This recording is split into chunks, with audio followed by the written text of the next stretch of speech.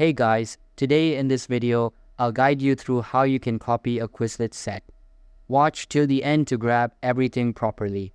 Alright, so let's begin with the video.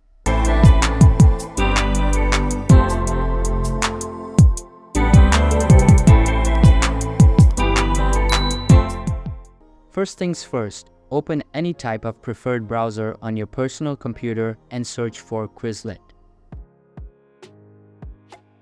After that, open the first website and you will be prompted to sign into your Quizlet account. After signing in, you will be redirected to the home page. Here, access the target Quizlet set either from the home page or from somewhere else if you want to. Once done, the Quizlet board will be displayed at the top. You just need to scroll down a little bit and then select the Save and Edit button. After that, all of the required information about the quiz will appear on your screen. Simply change things like its name if you want to, and then click on the Create button. Now you can either copy the quiz link or just share it to your friends using the email address feature.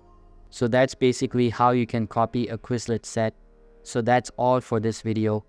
Consider subscribing if you find it helpful, and I'll see you in the next one. Thanks.